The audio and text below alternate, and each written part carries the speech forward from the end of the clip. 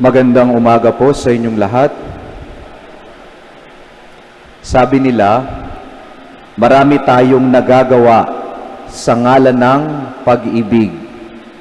Ang isang ama, nagagawa niyang magpakalayo, iwan panandalian ang kanyang pamilya at magtrabaho sa ibang bansa kahit na masakit sa kanya sa ngalan ng pag-ibig sa pamilya. Ang isang ina, kayang tiisin ang pagod at sakit ng katawan sa pagtatrabaho. Makita lamang ang mga anak na maayos, nag-aaral at may kinakain 3 beses sa isang araw sa ngalan ng pag-ibig. Ang mag-asawa, kahit na may matinding pag-aaway, aalalahanin ang araw ng kasal at ang ipinangako nila sa araw na iyon, matututunang magpatawad at pipiliin muli ang isa't isa sa ngalan ng pag-ibig.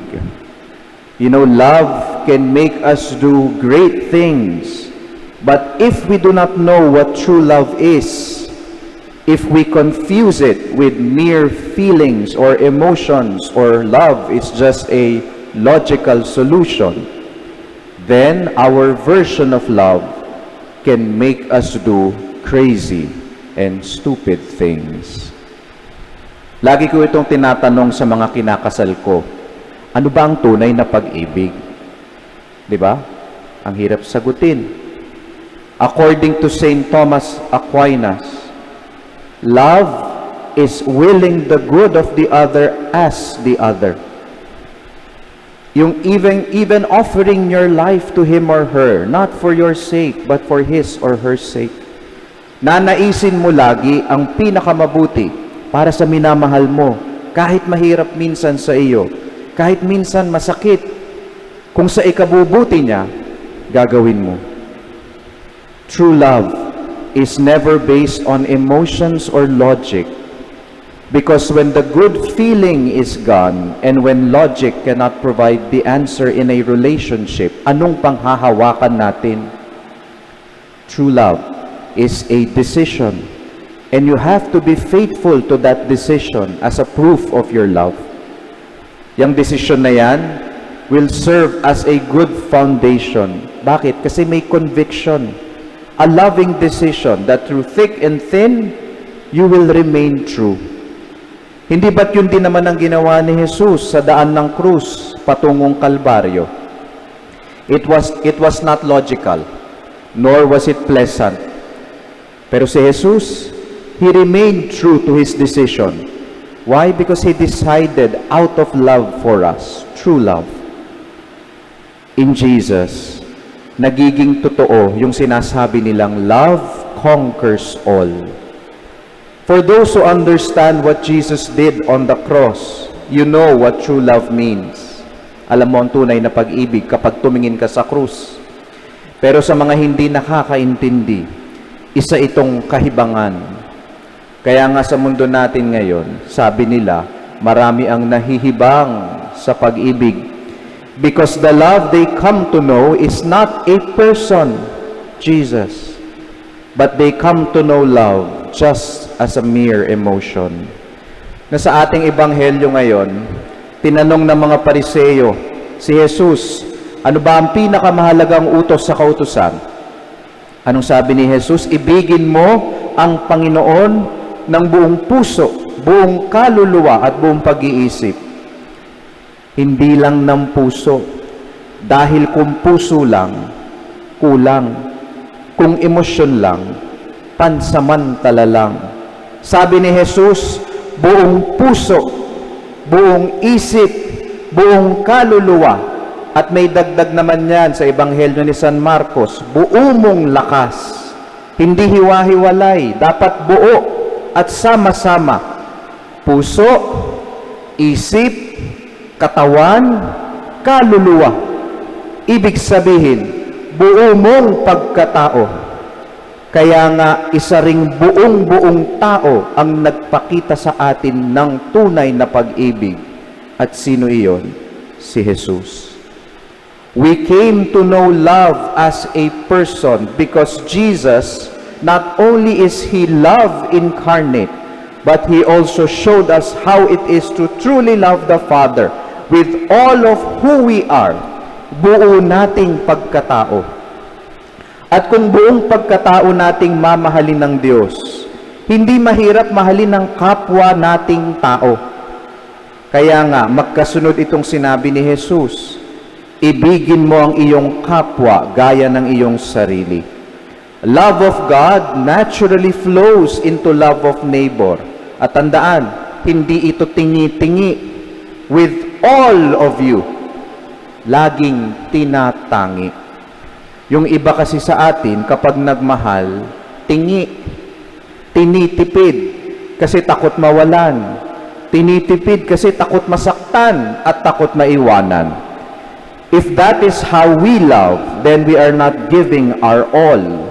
And in turn, we give in to fear. Kaya kapag ikaw ay takot magmahal, anong ginagawa mo? You hold on to people. You grab things. You take things. Sa ating unang pagbasa sa aklat ng Exodo, pinapaalalahanan ng mga Israelita na huwag mang-api ng kapwa, lalong-lalo na ng mga mahihina. At sino yon? Mga balo, mga ulila, mga taga-ibang bayan. Kapag daw nagpautang, huwag man lamang. Kapag humiram, isauli. Do not oppress. Do not grab. Do not take. Dahil parang mga batang tinuturuan at ginagabayan ang mga Israelita ng Diyos na para bagang isang magulang. Kailangan niyang pagsabihan sa salitang maiintindihan nila, thou shall not. Puro bawal at huwag. Kasi yun ang kaya nilang intindihin. Ang bata, hindi pa kayang intindihin ng buong buo ang pag-ibig. Kaya tinuturuan muna ng huwag gawin ang mga bagay na hindi pag-ibig. Sa kanya matututunan paglaki, ganun pala ang umibig. Ang nagmamahal ng tingi ngayon, ito yung hindi natutunang sumunod sa mga utos ng Ama. Kaya lumaking makasarili at takot mawalan. Kaya anong tugon nila? Manlamang ng kapwa. Following God's commandments will lead us to true love. Ang mga taong natutunan namang sumunod sa utos ng Diyos, naiintindihan ngayon na kapag tayo ay iibig, hindi tingi-tingi. Kapag nagmamahal ka ng tangi. Sa ating ikalawang pagbasa mula kay San Pablo sa mga taga-Tesalonica, ang mga tao doon, tinalikdan na nila ang pagsamba sa mga Diyos-Diyosan at piniling maglingkod sa tunay at buhay na Diyos. Ngayon, dahil sa kanilang katangi-tanging pagmamahal sa Diyos, hindi lamang lumaganap ang mabuting balita sa pamamagitan nila. Lumaganap din ang magandang balita ng kanilang mga ginagawa sa kapwa nila. Kaya naging huwaran sila ng kanilang mga kapatid sa pananampalataya. Kapag minahal natin ng bukod tangi ang Diyos, nakikita ito sa pagmamahal natin sa kapwa natin. Hindi tayo takot mawalan. Hindi tayo takot masaktan o maiwanan. Kapag nagmamahal ka ng tangi, hindi pakabig at lalong walang kapalit. Brothers and sisters, true love conquers all. True love can lead us back to the Father. But remember, love is not an abstraction. Love is a person. And we have someone to follow. Meron tayong susundan to show us how it is to love. At paano nagsisimula iyon? Sumunod ka. Obey His commandments. Yes, we learn little by little as we obey and as we grow. But as we mature in the faith, we then learn to love with all of who we are. Kaya kapag nagmamahal tayo bilang Kristiyano, hindi tingi-tingi.